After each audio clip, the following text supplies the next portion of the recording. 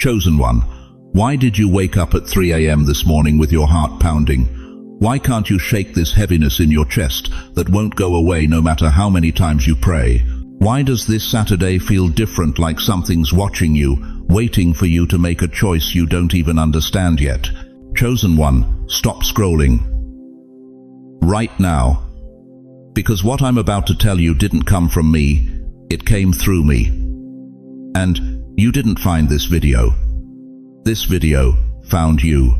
This is not just another Saturday. This is not just another message about blessings and breakthroughs. This is a divine interruption. Heaven has circled this day on a calendar you can't see, and your name is written at the top in ink that doesn't fade.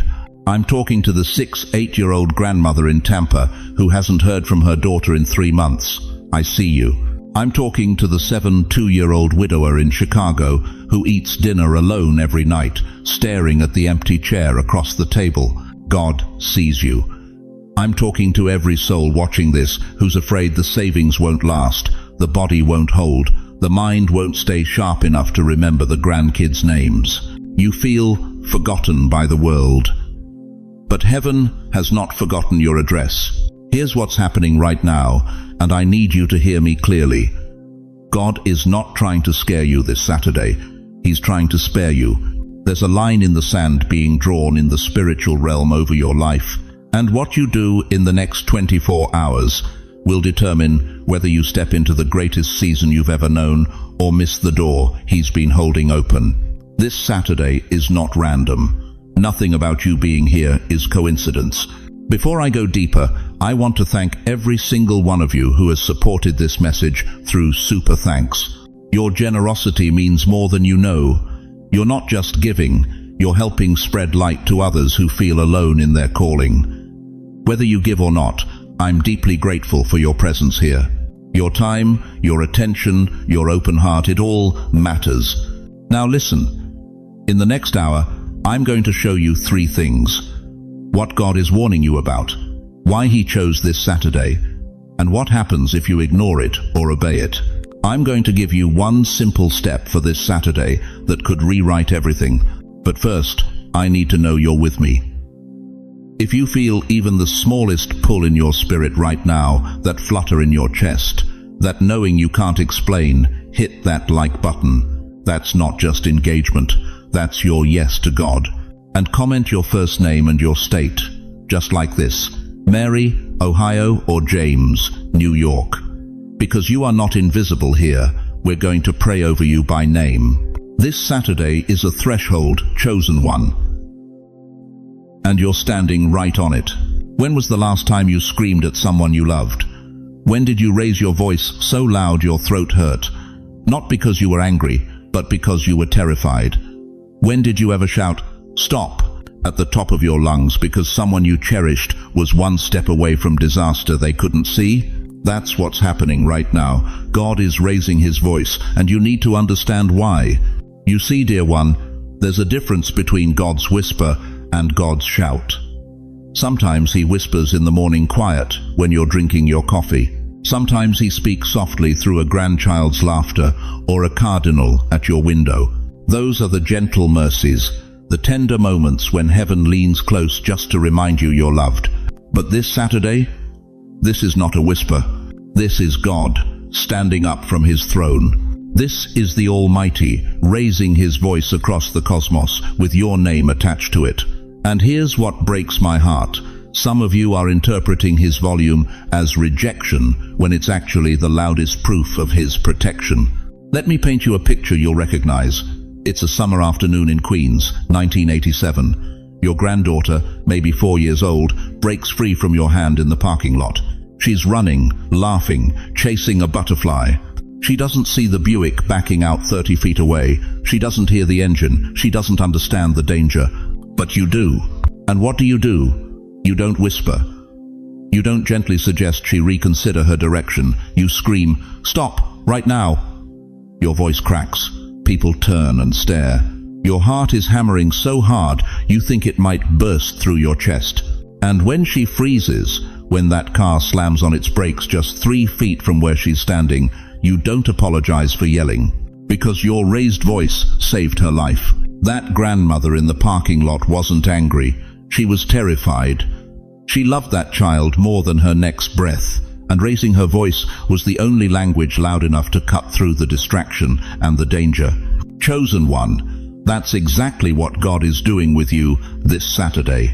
Hebrews 12:6 tells us plainly, "The Lord disciplines the one he loves, and he chastens everyone he accepts as his son."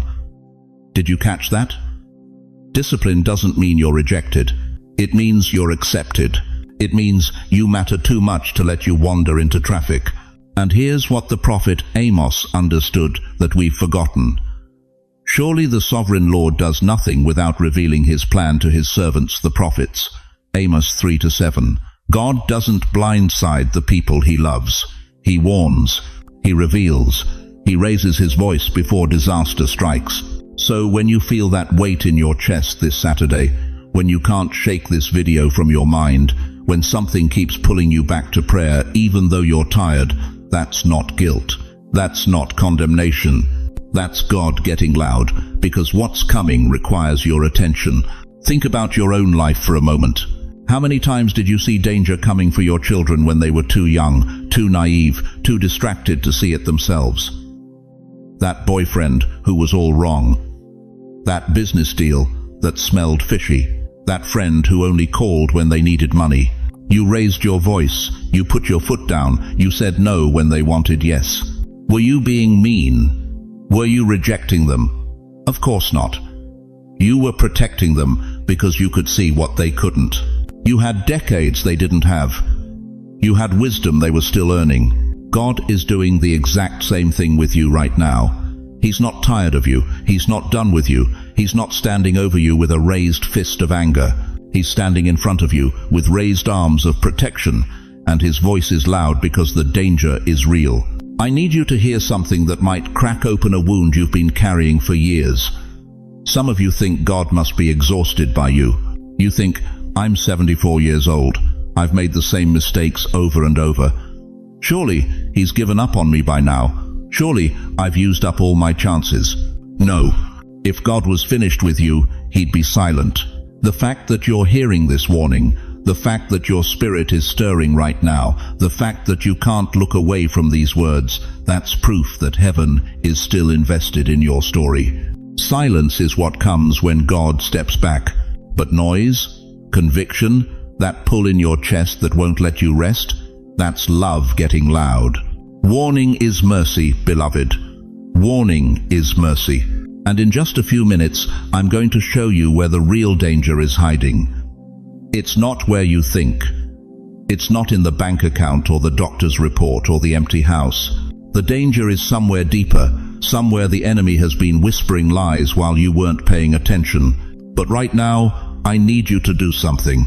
If you know God has been getting louder with you lately, through dreams, through little nudges, through random videos like this one that interrupted your Saturday, type these 4 words in the comments. Lord, I hear you. That's your agreement in front of heaven. That's you telling God that his raised voice didn't push you away, it pulled you closer. Because chosen one, what he's about to reveal next, will explain why this Saturday, of all Saturdays, is the one that could change everything. You remember how your grandfather tied his boat to the dock every summer? Thick rope, double knot, checked it twice. But by September, that boat would be floating 20 feet away from where it started. The rope didn't snap. The dock didn't collapse. It just drifted. That's you, chosen one. And you didn't even feel it happening. Listen to me carefully. This isn't about sin that shocks the neighborhood. This isn't about affairs or addictions or scandals that make the church ladies whisper. This is about something far more dangerous because it's so quiet, so gradual, so acceptable that you don't even notice until you're miles from shore. You used to wake up and talk to God before your feet hit the floor. Remember that? Before the coffee, before the news, before the pills, you had a conversation with heaven. But somewhere along the way, mornings changed. Now you reach for the remote instead of your Bible. You scroll through your phone checking who liked what, who said what, who's dying, who's lying. And by the time you remember to pray, The day's already half gone, and your heart's already half numb. When did that happen? What year? What month? What morning did you decide that CNN had more to say to you than the creator of the universe? You can't pinpoint it. That's the terror of drift. Let me tell you what I see happening in the lives of God's most faithful warriors. People who served for 40, 50, 60 years, and then just stopped. Not dramatically. Quietly. They didn't leave the faith. They just loosened the rope. There's bitterness that's taken root so deep you don't even call it bitterness anymore. You call it being realistic. That wound from your daughter, the one who said those words at Thanksgiving 15 years ago, you've told that story so many times, it's got a script. You know exactly where to pause for effect, exactly when to shake your head, exactly how to make people take your side. But here's the question that's going to cut. Have you ever let God actually touch that wound? Or do you just keep reopening it to prove you were right? Proverbs 4:23 says, "Keep thy heart with all diligence, for out of it are the issues of life." But you stopped guarding your heart. You started nursing grudges like they were medication. You thought bitterness would protect you from getting hurt again. Instead, it just poisoned everything that tried to grow. And the church, oh, the church. You were there every Sunday for decades. You taught Sunday school, you organized potlucks, you cleaned bathrooms nobody else would touch, you gave when you had nothing to give. And then, one person, one leader, one member, one moment of betrayal, and you walked out. You didn't walk out on God, you tell yourself. Just that building, just those people. But you never found another family, did you? You've been a spiritual orphan ever since, watching online services in your pajamas, never close enough to anyone to get hurt again, never close enough to be held accountable, never close enough to really worship. Hebrews 10:25 warns us, not forsaking the assembling of ourselves together, but you did forsake it. Maybe you had a reason, maybe they wounded you, maybe they failed you, but you know what you didn't do? You didn't let God heal it. You just drifted away. Here's what drift does to a soul. It makes you numb. Things that used to break your heart now just get a shrug. You watch the news, wars, famines, children suffering, and you feel nothing. Just tired. Just done. Just ready for this whole thing to be over. You've stopped being shocked by evil because you're drowning in it every night at 6 p.m. Click. Another disaster. Click. Another betrayal. Click. Another reason to believe the world's beyond saving. You're flipping through channels of life like you're searching for something that'll make you feel again. But nothing does. The remote control in your hand has become a weapon of mass distraction, keeping you busy enough to ignore the whisper that says, "Come back, come home, come close." Look at your pill organizer on the counter. Monday through Sunday. Little compartments, color-coded. You never forget your blood pressure medication. You never miss your cholesterol pill, but you've forgotten why you're still breathing.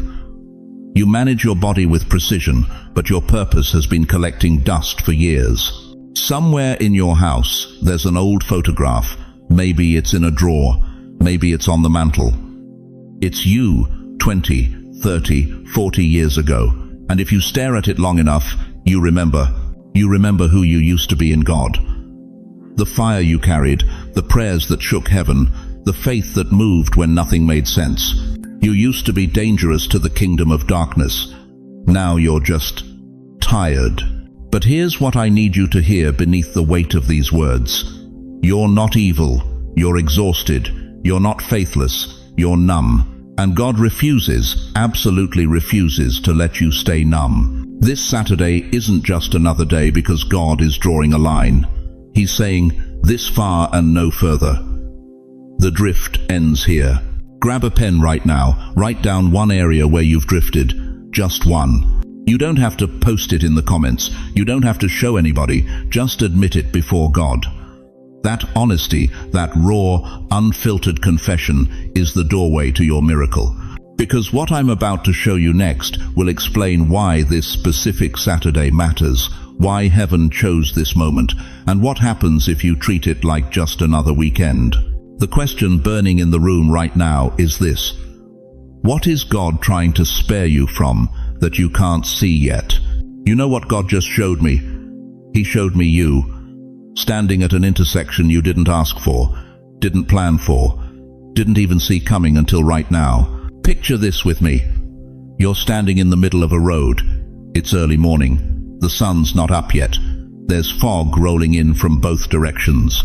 And ahead of you, the road splits. Two paths, both real, both leading somewhere you'll have to live with.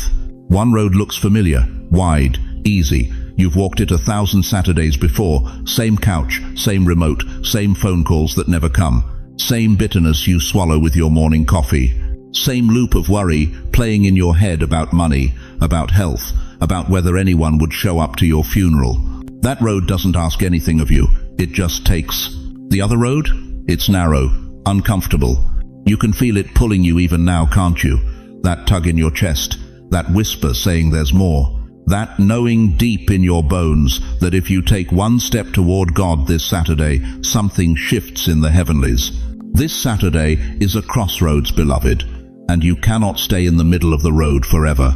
Let me paint you both futures. Let me show you what happens on each road, not to scare you, but because God loves you too much to let you choose blind. Road 1. The road of ignore. You wake up next Sunday morning and nothing's different. You watch this video. You felt something stir, but you pushed it down. You told yourself you were too old for dramatic changes, too tired for one more battle, too set in your ways. So, you stay on that familiar path. And here's what happens. The bitterness grows. Not overnight, but like mold in a basement, slow, steady, creeping into every conversation. Your daughter calls, and you can't help but mention she forgot your birthday. Again, your son texts, and you read manipulation into every word. You sit in that chair every Saturday. Same shows, same scrolling, same numbness creeping over your soul like frost on a window. You'll still breathe, your heart will still beat, but something inside you will go quiet. That fire you felt today, it'll be a memory. Heaven's voice will fade to static.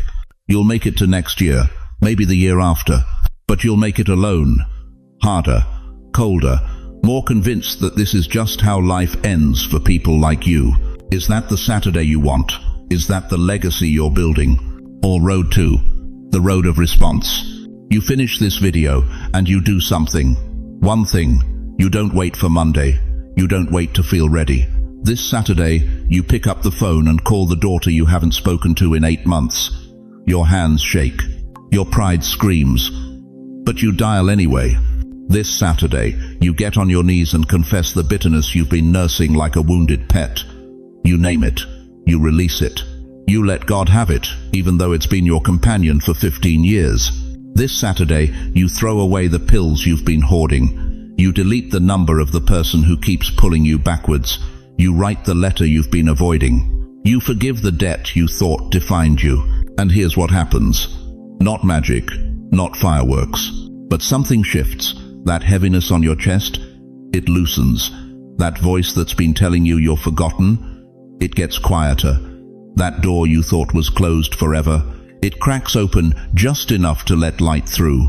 This Saturday becomes the day your story pivoted, not because the world changed, but because your yes changed everything. Deuteronomy 30-19. Moses speaking to people who'd wandered 40 years in circles. I have set before you life and death, blessing and cursing. Therefore, choose life. Choose life. At 73, at 68, at 81. Your age doesn't disqualify your choice. Your past doesn't cancel your future. You still have a vote. You still have a voice. You still have this Saturday.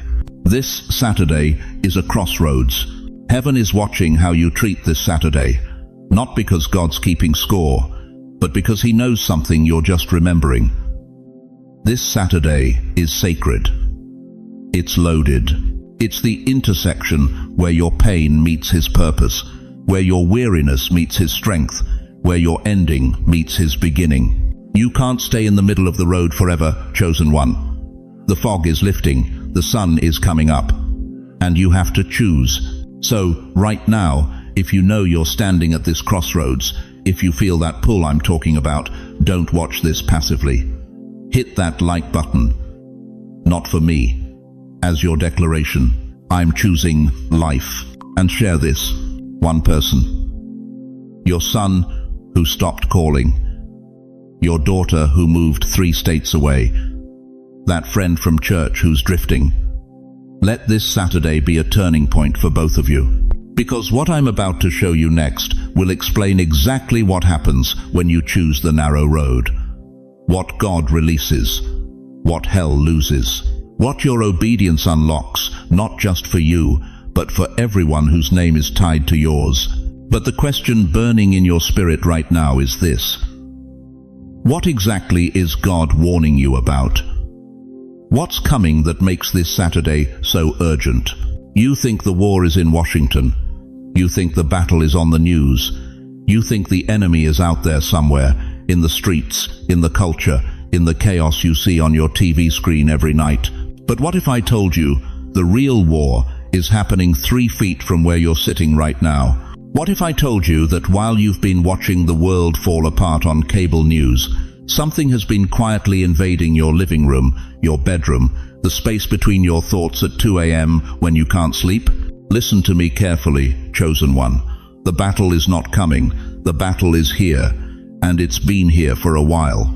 Ephesians 6:12 says it plainly, "For we wrestle not against flesh and blood, but against principalities, against powers, against the rulers of the darkness of this world, not flesh and blood." Not your daughter who never calls, not your son who's too busy for Sunday dinner, not the government or the neighbor or the doctor who talks to you like you're already half gone. The enemy you're fighting is invisible, but the damage is real. Think about your home right now. That apartment in Queens, that house in Brooklyn, that senior living room in the Bronx. You think it's just walls and furniture. But God sees it differently. He sees gates, entrances, portals, where things come in and things go out. Your front door has a lock, doesn't it? You wouldn't leave it wide open at night in New York City. You know better. But what about the other gates? Your tongue is a gate. James 3-6 calls it a fire, a world of iniquity. Every bitter word you speak about your kids, every complaint you rehearse about how they abandoned you, every curse you mutter under your breath when the bills come, that's a gate swinging open. And something walks through it. Not immediately, not all at once, but it comes. Your TV is a gate. 8 hours a day of fear, violence, outrage, people screaming at each other. You think it's just background noise, but Proverbs 4:23 warns, "Keep thy heart with all diligence, for out of it are the issues of life." What you feed your mind becomes your reality. What you watch shapes what you worry about.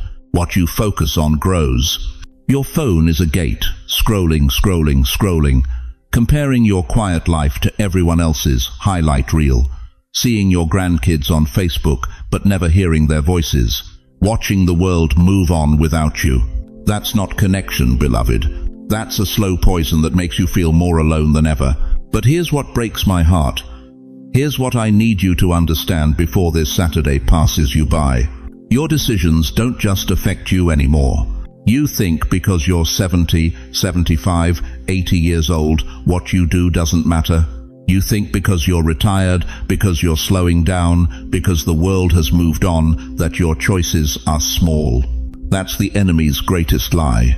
Every gate you leave open in your life affects your children, your grandchildren, the ones not even born yet. Exodus 20:5 says, "God visits the iniquity of the fathers upon the children unto the 3rd and 4th generation." That's not punishment. That's pattern. That's spiritual inheritance. What you allow today becomes what they battle tomorrow. That resentment you carry toward your daughter who doesn't visit enough, it's teaching her children that family doesn't matter. That bitterness you nurse about prayers God never answered, it's planting seeds of doubt in soil you'll never see sprout. That secret anger at God for taking your spouse, your health, your golden years, it's building walls between heaven and your bloodline.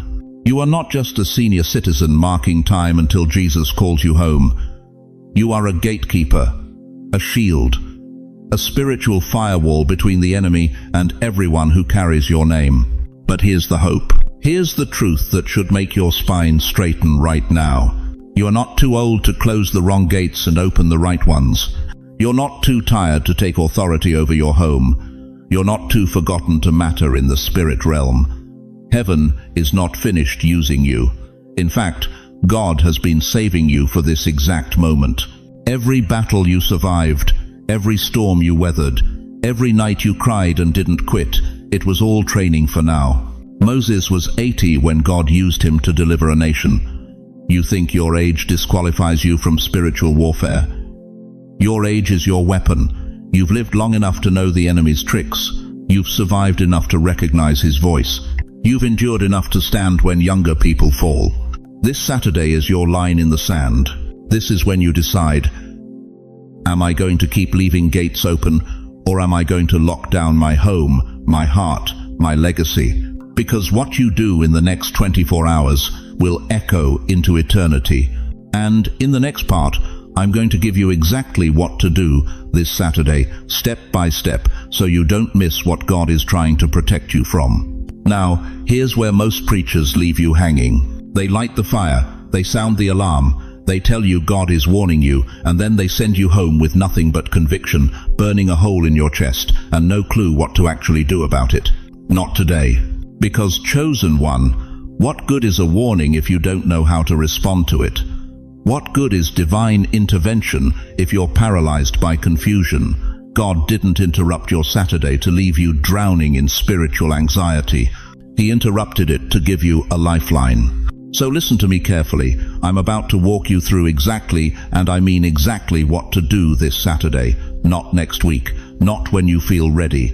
This Saturday, the one that's already begun, the one heaven has circled in blood-red ink. These aren't suggestions. These are assignments. And before you start thinking this is too much, too complicated, too hard for someone your age, stop right there. God is not asking you to be 25 again. He's not asking you to run marathons or start a ministry or memorize entire books of the Bible. He's asking you to be available again, present, listening, willing. That's it. 4 simple steps. 4 sacred acts. Any one of them could shift the entire atmosphere over your life. But all 4 together? Dear soul, you're about to unlock something that's been sealed for years. Step 1. A 10-minute chair with God. Right now, before this day gets away from you, I want you to do something so simple it sounds almost foolish. Find your favorite chair. You know, the one, the recliner where you watch the news, the kitchen chair where you drink your morning coffee, the spot by the window where the light comes in just right. Sit in it. No TV, no phone, no radio playing in the background. Just you and the silence, and the God who's been trying to get your attention for longer than you want to admit. 10 minutes. That's all. James 4:8 says, draw near to God and he will draw near to you. But you can't draw near while scrolling Facebook. You can't draw near while half watching Judge Judy. You can't draw near while distracted by the noise that's been drowning out his voice for months. In that chair, you're going to pray one prayer. Don't make it fancy. Don't try to sound religious. Just say this: Lord, show me where I've drifted and how to come back. Then sit there. Wait. Listen. Don't fill the silence with more words. Let him speak. And beloved, if tears come, let them. If memories surface, face them. If conviction hits, receive it. Because that 10 minutes might be the most important 10 minutes of your entire year. But here's what you need to understand. Most of you haven't sat in true silence with God in so long, you've forgotten what his voice sounds like. You've been so busy managing pills and doctor appointments and grandkids' birthdays that you've forgotten you have a direct line to the creator of the universe, and he's been calling. He's been knocking. He's been waiting for you to stop long enough to let him in. This Saturday, you stop. Step 2. One act of release. Now get a piece of paper and a pen. I don't care if your handwriting shakes. I don't care if you need reading glasses. This part isn't about perfect penmanship. It's about prophetic action. Write down one name, one person you need to forgive. Maybe it's your daughter who doesn't call anymore. Maybe it's your son who promised to help and disappeared. Maybe it's the friend who betrayed you 20 years ago and you're still carrying the weight. Maybe it's your ex-spouse. Maybe it's yourself. One name. Or, if it's not a person, write down one habit, one addiction, one pattern, the drinking you've hidden, the bitterness you've nursed, the pills you take that the doctor doesn't know about, the anger that's been eating you alive from the inside out. Ephesians 4:31 doesn't stutter. Let all bitterness, wrath, anger, clamor, and evil speaking be put away from you. Put away, released, surrendered. Not next month, not when they apologize, not when you feel like it. Now, then I want you to do something that might feel strange but is deeply biblical. Tear that paper up, rip it into pieces. Small pieces. Let it fall like confetti into the trash can. Because that act, that physical, tangible act, is you telling heaven, I'm letting go. I'm releasing what I cannot carry anymore. You think God needs a dramatic ceremony? No. But your soul does. Your mind needs to see the evidence that you're done. Your spirit needs the finality of watching that burden get destroyed. And when you tear that paper, something tears in the invisible realm. Chains break, doors unlock. What's been holding you hostage for years loses its grip. Step 3. One act of connection. This is going to be the hardest one for some of you, because loneliness has become your companion, silence has become your shield. You've told yourself it's easier to stay isolated than risk more rejection. But isolation is not God's plan for you. It never was. Proverbs 18:1 warns, a man who isolates himself seeks his own desire. He rages against all wise judgment. Isolation isn't wisdom. It's warfare. The enemy wants you alone, cut off, convinced nobody cares. So, here's your assignment. Call one person God puts on your heart. One, not 5.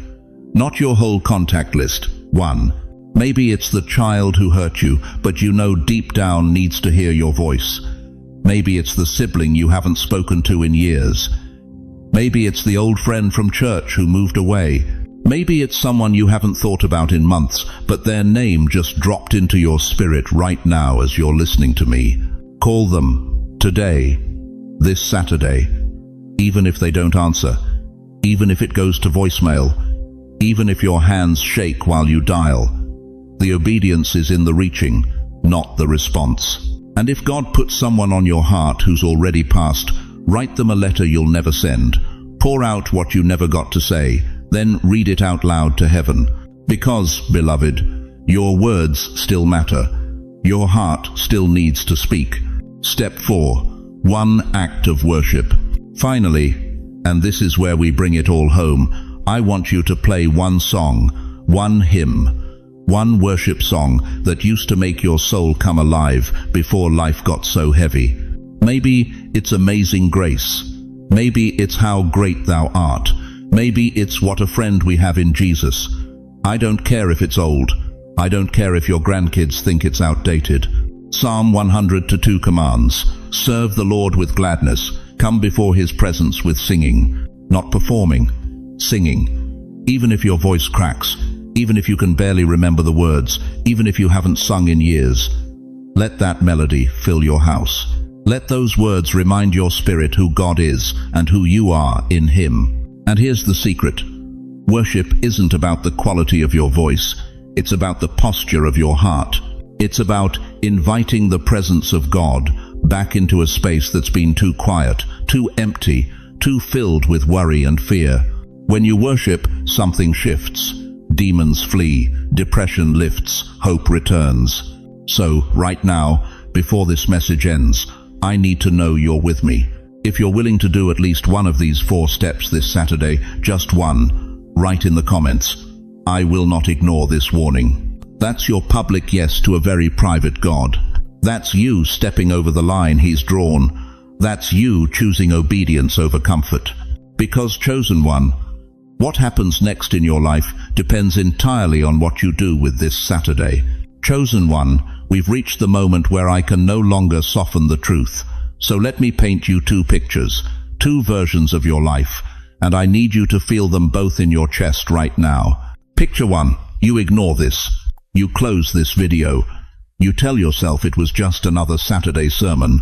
Maybe it moved you for a moment, but life is loud and the phone rings and the bills come and the loneliness returns.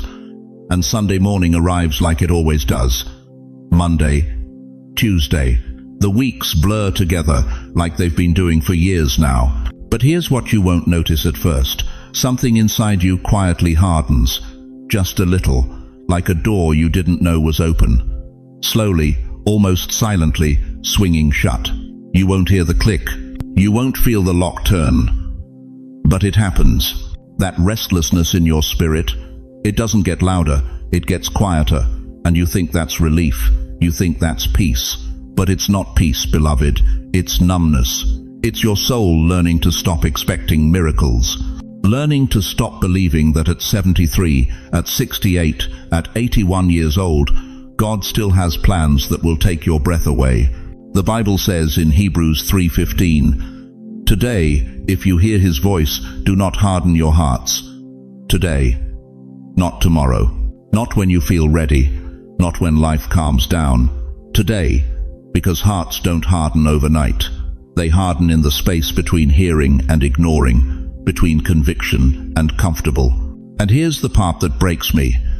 That phone call you've been waiting for from your daughter, the reconciliation with your son, the financial breakthrough, the peace you've been begging God for at 3 a.m. when insomnia wraps around you like a blanket made of worry. Those doors don't slam shut. They just stop opening. They quietly, gently close. Like a phone that rings and rings and rings, and then stops ringing. Not because the caller stopped caring, but because even God's patience has boundaries when we choose deafness as a lifestyle. You'll wake up 6 months from now and wonder why prayer feels like talking to a ceiling, why worship feels mechanical, why your Bible sits on the nightstand gathering dust like a letter you meant to open but never did. And the distance between you and heaven won't feel dramatic. It'll feel normal, expected. Like this is just what happens when you get old. That's the cost of ignoring this Saturday. Not lightning bolts, not punishment, just distance, just quiet, just the slow fade of a heart that forgot how to say yes. But picture two, dear one, picture this. You respond. You don't wait for the feeling. You don't wait until you understand everything. You simply whisper, "God, I'm listening. I won't ignore you this Saturday." And that whisper, that cracked, tired, barely there whisper, it's louder in heaven than any shout on earth. Now, does every problem vanish overnight? No. I won't lie to you like some television preacher selling miracles in a bottle. The bank account doesn't magically fill. The diagnosis doesn't disappear. Your kids don't suddenly call every day asking how you're doing. But something shifts. You can't explain it to your neighbor. You can't prove it to your doctor. But you feel it. That weight on your chest, the one that's been sitting there so long you forgot what breathing without it feels like. It begins to lift. Not all at once, but inch by inch, ounce by ounce, until one morning you wake up and realize you slept through the night. Really slept. Deep, restful, like your soul finally felt safe enough to rest. You sit at that same kitchen table where you've cried 1,000 tears, same chair, same cup of coffee. But something's different. There's a peace in the room that wasn't there yesterday. A presence. You're not alone anymore. You never were. But now you can feel it. Your thoughts change. That spiral of worry that used to consume you from breakfast to bedtime. It's still there sometimes, but it doesn't control you anymore. Philippians 4:7 becomes real. The peace of God, which transcends all understanding, will guard your hearts and your minds. And here's the miracle nobody talks about. Your conversations with family begin to soften, not because they changed, because you did. That bitterness you've been carrying about who calls and who doesn't, it loosens its grip. That resentment about being forgotten, it transforms into compassion, into understanding that everyone's struggling, everyone's scared, everyone's just trying to survive. This warning is not the end of your story, beloved. It's the pivot point. It's the moment heaven wrote in your file, they came home. Ignore it, and Saturday is just another day of noise, another day of waking up tired and going to bed worried. Respond, and Saturday becomes the day everything changed. The day you chose to believe that 73 is not too old for a fresh start, that 68 is not too far for God to reach, that 81 is not too late for purpose to find you. You are not too old, you are not too broken, you are not too far gone, you are not beyond the sound of your Father's voice. If you're choosing to respond right now, don't wait another second. Just whisper it, right where you are, in your living room, in your car, lying in that bed. Lord, I'm listening. I won't ignore you this Saturday. That whisper just shook heaven. Now let me show you exactly what happens next. Now that you've said yes this Saturday, let me tell you what hell is doing right about now. The enemy is not panicking because you made a decision. He's waiting. Waiting for Monday morning when your hip hurts. Waiting for Tuesday afternoon when your daughter calls with that tone in her voice. Waiting for Wednesday night when you're alone with your thoughts and doubt starts whispering. Because the devil knows something most believers forget. Taking ground means nothing if you can't hold it. Listen to me carefully. The military doesn't just capture territory and walk away. They dig in, they fortify, they post guards, they hold the line. And that's exactly what you're about to learn to do. Not because you're weak, but because you're entering spiritual warfare that most people your age don't even know exists. You said yes to God this Saturday. Now I'm going to show you how to protect that yes from erosion. Here's what nobody tells you about breakthrough. The moment you step into something God ordained, everything around you will try to pull you back. Not always with obvious attacks. Sometimes it's just exhaustion. Sometimes it's that phone call from someone who always makes you feel small. Sometimes it's the evening news grinding fear into your living room for 3 straight hours. The Apostle Paul understood this. In Ephesians 6:13, he didn't say take up the armor and win the battle. He said, and after you have done everything, to stand. After the victory, after the breakthrough, after the yes, stand. Hold your ground. So let me give you 3 weapons. 3 simple tools that match your season of life. Not complicated theology, not programs you need to sign up for. Just 3 things that will keep hell's hands off what God gave you this Saturday. First weapon, the short daily prayer. Every morning when you wake up, before your feet hit the floor, before you reach for your phone, whisper this: Lord, don't let my yes fade. 7 words, that's it. You can remember 7 words, can't you? This isn't about eloquence. This is about consistency. Proverbs 4:23 says, above all else, guard your heart, for everything you do flows from it. That morning prayer is you posting a guard at the door of your spirit. Second weapon, limit certain voices. I know you're used to having the TV on all day. I know that phone call from your sister feels like connection even when it drains you. But here's the truth. Not every voice deserves access to your peace. For the next 7 days after this Saturday, I want you to turn off the news for 1 full hour every day. And that one person who always leaves you feeling worse after you talk, let it go to voicemail. Just once. You're not being rude. You're being obedient. Jesus himself withdrew from crowds to protect his mission. If the Son of God needed boundaries, so do you. Third weapon, the daily word seed. Get a sticky note. Write 1 verse on it. Put it by your bed where you'll see it first thing every morning. Psalm 23:1, John 14:27, Isaiah 41:10. Just 1. Read it out loud every single day. Why? Because Psalm 119:11 says, I have hidden your word in my heart, that I might not sin against you. You're planting scripture in your spirit, so when the lies come, truth is already rooted. Now let me tell you something that's going to shift how you see yourself. You are not just an elderly person trying to survive another week. You are not just killing time until heaven calls you home. You are a gatekeeper for your bloodline.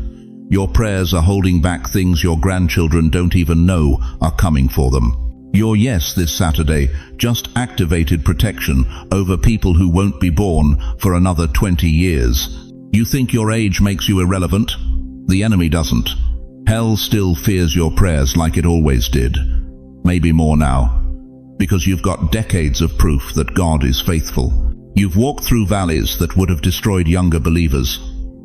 You know how to stand when standing is all that's left. You may not run like you used to. Your knees might ache. Your hearing might be fading. But let me tell you what hasn't changed.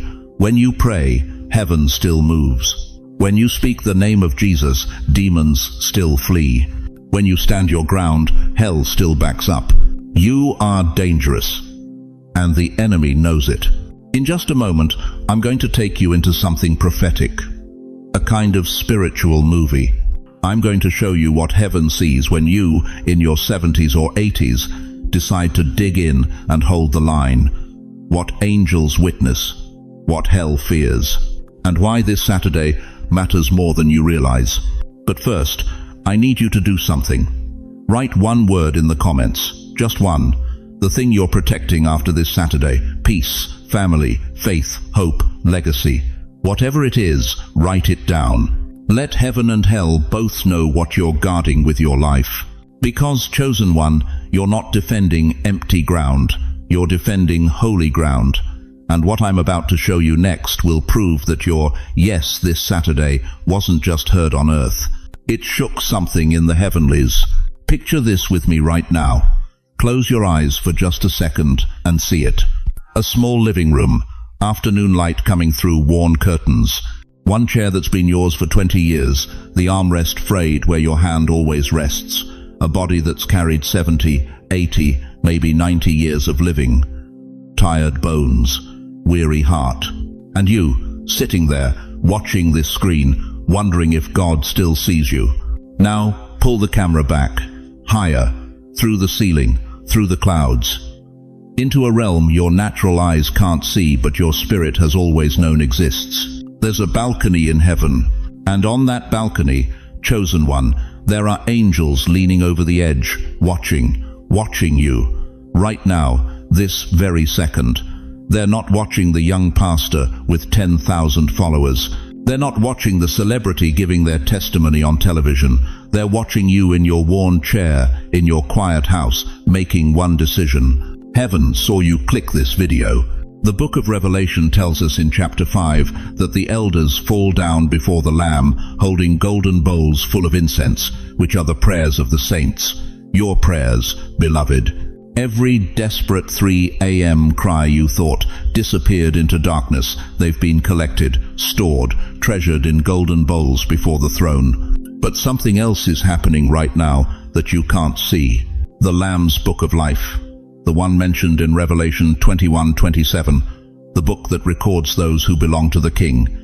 It's being updated, not with ink, with light, with fire.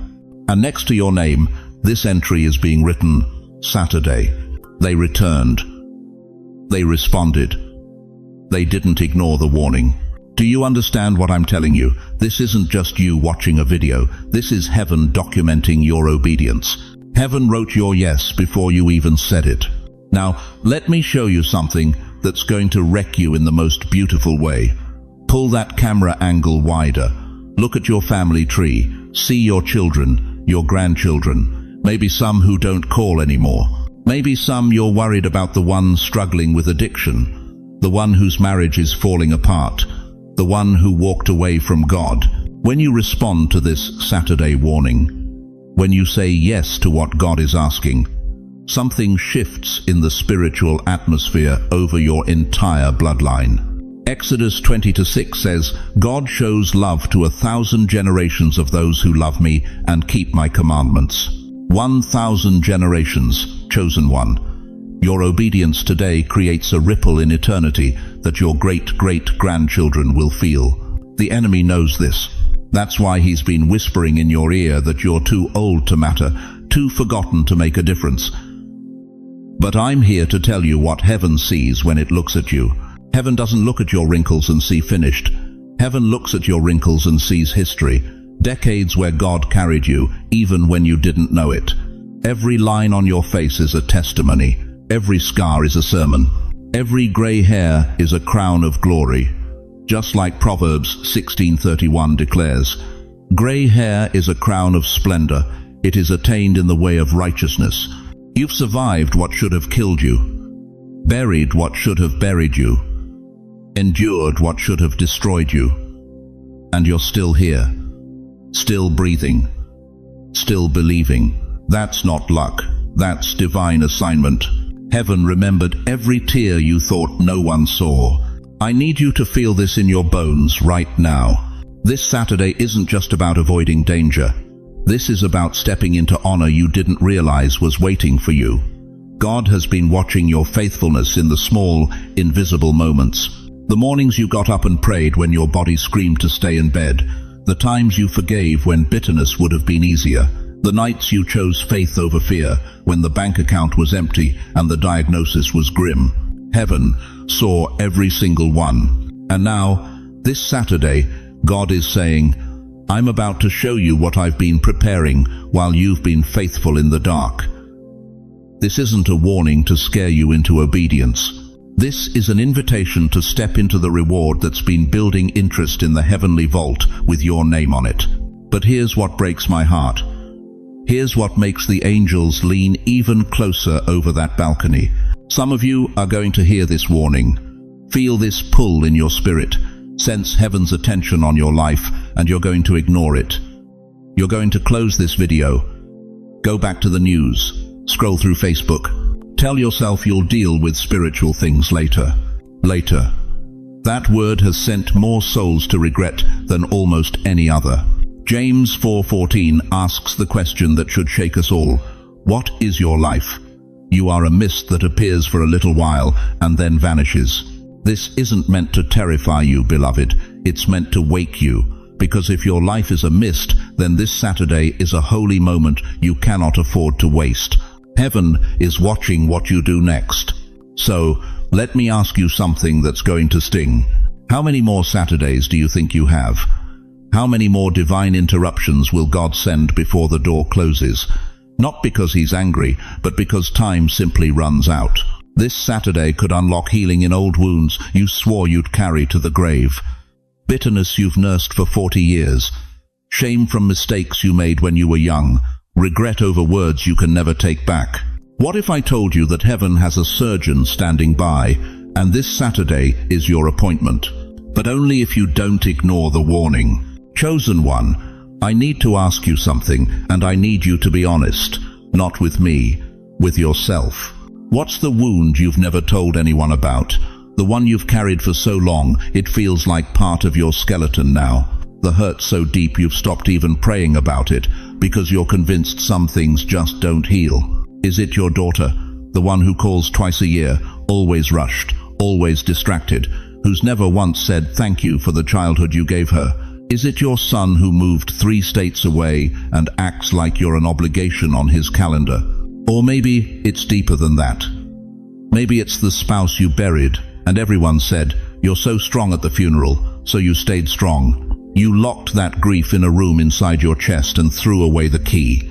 But late at night, when the house is too quiet, you can still hear it screaming. Or maybe it's the church, the place that was supposed to be your family, but they gossiped about you. They chose sides when your marriage fell apart.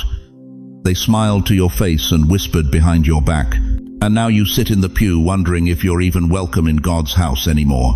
Here's the wound nobody talks about, the one that wakes you up at 3 a.m. in a cold sweat. Did I waste my life? You look back at 70, 80 years and you wonder if any of it mattered, if anyone will remember, if you made any difference at all. Dear heart, listen to me. Some of you have been putting spiritual band-aids on what really needs surgery. You've been quoting verses over infections. You've been singing hymns over fractures. And God loves your faith. But this Saturday, He's not asking you to be strong anymore. He's inviting you to the operating room. In John 11, when Lazarus died, Jesus didn't show up with a sermon. He showed up and wept. Verse 35, the shortest verse in the Bible. Jesus wept. The Son of God stood at a grave and cried, not because He lacked power, but because He felt the weight of human grief. He knows what you're carrying, and He's not scolding you for still hurting. He's saying, let me touch this. But here's what surgery requires. You have to get on the table. You have to let Him go deep. You have to stop pretending the wound isn't there. What does that look like this Saturday? I'll tell you exactly. It means sitting with God and letting those memories surface, the ones you've been running from, the moment your husband took his last breath, the day your daughter said those words that cut like glass, the Sunday the pastor looked right through you like you were invisible. Let them come up. Don't push them back down. It means letting yourself cry instead of choking it down. You're 75 years old and you think crying is weakness? No. Crying is the body's way of releasing poison. Tears are how the soul drains infection. And it means saying out loud what you've been too afraid to admit. Lord, this hurt me, and I'm tired of carrying it alone. Just those words, that's the incision. That's where the surgery begins. Psalm 147:3 promises, He heals the brokenhearted and binds up their wounds. But notice something, He binds up wounds. That means He sees them. He touches them. He doesn't heal what you keep hidden. Now, I need to be honest with you about something. Does every scar vanish overnight? No. Does the grief disappear by Sunday morning? No. This isn't a microwave. This is surgery. Surgery takes time. Recovery is slow. But the bleeding stops. The infection of bitterness begins to dry up. And one morning, maybe 3 weeks from now, maybe 3 months, you'll wake up and realize something has shifted. The weight is lighter. The anger isn't choking you anymore. You can think about them without your chest tightening. That's how you'll know God was in the operating room with you. But here's what most people miss. Here's the layer underneath the healing. God isn't just healing you for you. He's healing you for someone else. There's a granddaughter watching you, wondering if faith is real or just something people say. There's a neighbor drowning in the same grief you survived. There's a generation coming behind you that needs to see what healed looks like. Your healing this Saturday isn't meant to die with you. It's meant to become your legacy. 2 Corinthians 1-4 says, God comforts us in all our troubles, so that we can comfort those in any trouble with the comfort we ourselves receive from God. Your wound becomes someone else's roadmap out of the dark. So, let me ask you one more time. What's the wound you thought you'd carry to the grave? If there's a place in your heart that still bleeds, that still aches, that still wakes you up in the middle of the night, I want you to do something right now. Just write in the comments, Lord, touch this place. You don't have to explain. You don't have to tell your story. God knows exactly where this place is. He's known since before you were born, and He's been waiting for you to finally let Him in. But there's something else you need to understand about this Saturday. Something about what happens when you refuse the surgery. Because some warnings aren't just invitations, they're last calls. Now, you might be wondering, why does this Saturday matter so much? I'm 73 years old. My kids barely call. What difference does one day make? Let me show you something that's going to shake you awake. Look, you see that grandchild of yours? The one who's struggling right now, making all the wrong choices, running with the wrong crowd? The one who won't listen to anybody? You think you're just sitting in your apartment in Queens or your house in Dallas, just another forgotten senior waiting for the phone to ring. But what if I told you that what you do this Saturday will determine whether that grandchild walks in freedom or chains 20 years from now? Legacy is not just money in a bank account. Legacy is not just the house you leave behind or the jewelry in your drawer. Legacy is the spiritual climate you create that hovers over your family long after you're gone. It's the atmosphere. It's the frequency. It's the decisions your great-grandchildren will make in 2045 because of what you chose in 2025. And this Saturday is where that shift happens. Let me paint you two pictures. Two different endings to the same life. Picture 1. There's a grandmother who dies at 78. Good woman. Went to church most Sundays, but she carried bitterness like a second skin. She never forgave her daughter for that argument in 1997. Never released the resentment toward her sister over the inheritance. Died with her jaw clenched and her heart hard. And you know what happened? Her grandchildren inherited that same spirit of unforgiveness. They don't even know why they can't keep relationships, why they explode over small things, why they push away everyone who loves them. They're living out grandma's unfinished business, and they don't even remember her name. Exodus 34:7 warns us that iniquity gets passed down to the third and fourth generation, not because God is mean, but because unresolved pain becomes inherited poison. Now picture 2, another grandmother, same age, same struggles, but she made a choice one Saturday morning to release everything. She forgave the people who hurt her. She blessed the family members who betrayed her. She prayed over her lineage with tears running down her face. And when she died at 79, something happened at her funeral that nobody expected. Her grandson, who'd been addicted to pills for 7 years, stood up and said, "I don't know why, but I feel like I just got free. He's been clean ever since. He got married, had kids, named his daughter after grandma. And those kids will grow up in a home without that generational curse because one woman said yes to God on one Saturday." Which grandmother are you going to be? Because this Saturday is not just about you feeling better. This is not just about you getting some peace in your final years. This Saturday is about your great-great-grandchild in 2075 making a decision in a moment of crisis, and something in their spirit whispers, "Choose life," and they don't even know it's because you prayed that prayer this Saturday. Your obedience echoes forward.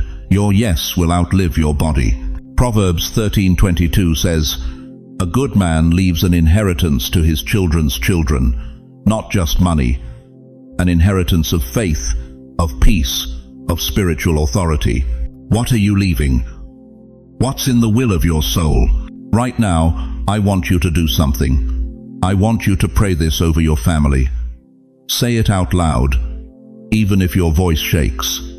Say it even if you're alone in your living room. Say it like you mean it. Lord, break in my line what should not continue. Let the next generation inherit my faith, not my fear. Let them inherit my prayers, not my pain. Whatever bitterness I've carried, I release it this Saturday. Whatever unforgiveness has nested in my heart, I evict it today. My children and grandchildren will walk lighter because I chose freedom. They will stand taller because I bowed lower. Let my yes to you rewrite their story. Can you see it? Can you see your granddaughter 30 years from now, standing in a hospital room, about to make the hardest choice of her life, and something steadies her? Something she can't explain. A piece that doesn't make sense. That's you. That's this Saturday. That's the legacy shift happening in real time. This Saturday writes more than your schedule. It writes your story. And your story doesn't end when your heart stops. Your story echoes in every life you touched, every prayer you prayed, every chain you broke. If you have a child or grandchild burning in your heart right now, type their first name in the comments. Just their first name. We are going to set their name before the throne of God together. We are going to surround them with prayers they'll never know happened, but they'll feel the results of for the rest of their lives. Because what you do this Saturday doesn't just change you, it rewrites their next chapter. But first, you need to understand what God is specifically warning you about this Saturday. What's the threat? What's the danger? What's standing between you and this legacy shift? Chosen one, as we come to the end of this sacred hour together, I need you to remember 3 things that could change everything. First, this Saturday is not random. God circled this day before time began, knowing you'd be sitting right where you are, hearing exactly what your spirit needed to hear.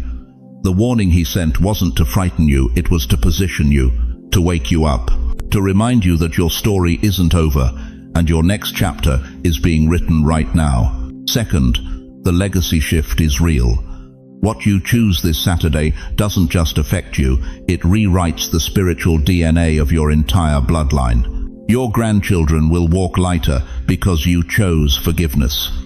Your great-grandchildren will stand stronger because you broke the chains today. Your obedience echoes forward into generations you'll never meet, but they'll feel the wind of your prayers at their backs. Third, you are not just aging, you are activating. Every year you've lived, every battle you've survived, every tear you've cried has been training for this moment. God doesn't retire his warriors, he refines them. And you, beloved, are being refined for your finest hour. But here's what I need you to understand with every fiber of your being. You are not walking this road alone. Right now, as you're hearing my voice, God is not distant. He's not distracted. He's not done with you. He is actively, intentionally, powerfully working in your life. Every closed door was his protection. Every delay was his preparation. Every heartbreak was making room for the breakthrough that's already on its way. And beyond God's presence, you have something precious, you have us. This community, thousands of chosen ones just like you, scattered across every state, sitting in apartments in Brooklyn and houses in Texas and mobile homes in Florida, all feeling the same stirring, all hearing the same call. You are not invisible, you are not forgotten. You are seen, you are known, and you are covered in prayer. So, let me ask you something that will determine everything about your next season. What will you do with this Saturday? Will you let it pass like any other day, or will you mark it as the day everything shifted? Will you ignore the warning, or will you answer the call? Before I release you, I want you to do something for me. I want you to leave a comment below. Tell us what God spoke to your heart during this message. Ask us any question that's burning in your spirit. Share what you're believing God for. Because when we speak it out loud, when we let this community surround us, something shifts in the heavenly realm. And if this message touched you, if something in your soul just woke up, please share this video. There's somebody in your life, a friend from church, a neighbor, a family member who needs to hear this Saturday warning just as much as you did. Don't let them miss what God orchestrated for you to receive. If you haven't already, hit that subscribe button and turn on notifications. Because this is not just a channel, this is a family. Every week, we're gathering right here to remind each other who we are, whose we are, and why we're still standing. You belong here. Thank you for staying with me through this entire journey. Thank you for opening your heart, for letting these words penetrate the places that hurt, for trusting me with your Saturday. Your presence here matters more than you know. Now, before you go, I want to pray over you, and I want you to receive this like I'm standing right there with you, my hand on your shoulder, speaking life over every part of your story. Close your eyes, take a deep breath, and let these words wash over you like healing rain. A prayer for your Saturday and beyond. Heavenly Father, Almighty God, the one who sees us when we feel invisible, who hears us when we think our prayers bounce off the ceiling, who knows our names even when the world forgets, I come before you now, carrying every soul who has watched this message. Lord, they're tired, their bodies ache, their hearts have been broken more times than they can count. They've buried people they love. They've survived things that should have destroyed them. They've walked through valleys so dark they wondered if the sun would ever rise again. But here they are, Father, still breathing, still believing, still standing. God, I thank you for their survival. I thank you that every attack failed, every scheme fell apart, every weapon formed against them did not prosper. You have been their shield when they didn't even know the battle was raging. You have been their provider when the bank account said zero. You have been their comfort when the bed felt too empty and the house too quiet. Now, Lord, I pray for this Saturday. Let it be marked in the books of heaven as the day of their turning, the day they released what they've been holding, the day they forgave what seemed unforgivable, the day they chose faith over fear, hope over despair, obedience over comfort. Break every chain of bitterness that has wrapped around their hearts. Shatter every generational curse that has haunted their family line. Silence every voice of condemnation that whispers they're too old, too late, too broken. Those are lies from the pit of hell, and we reject them in Jesus' name. Father, open doors that have been shut for decades. Restore relationships that seem beyond repair. Heal bodies that doctors have given up on. Multiply finances that don't make sense on paper. Give them dreams at night and visions during the day. Remind them that you still speak. You still move. You still perform miracles. And Lord, I pray specifically over their families. Every child who stopped calling, bring them home. Every grandchild who's lost their way, redirect their steps. Let the prayers these grandparents pray this Saturday create a shield of protection around their bloodline that hell cannot penetrate. Give them peace, Father. Deep, supernatural, unexplainable peace that makes no sense given their circumstances. The kind of peace that lets them sleep through the night. The kind of peace that steadies their hands when they shake. The kind of peace that silences the anxiety and calms the racing thoughts. Surround them with your presence. Let them feel you in the room right now. Let them know beyond doubt, beyond question, that they are loved, they are chosen, they are not forgotten. And when their time on this earth is complete, when they take that final breath, let them cross over, knowing they left a legacy of faith, not fear. Let them hear you say, "Well done, good and faithful servant, you finished strong." Until that day comes, give them strength for today. Give them hope for tomorrow. Give them the courage to keep going when everything in them wants to quit. We seal this prayer in the matchless, powerful, all-sufficient name of Jesus Christ, who died so we could live, who rose so we could rise, who reigns so we can reign with him. Amen and amen. Now go, chosen one. Your Saturday awaits, and so does your legacy. You are loved. You are seen. You are never, ever alone. God bless you mightily. Until we meet again.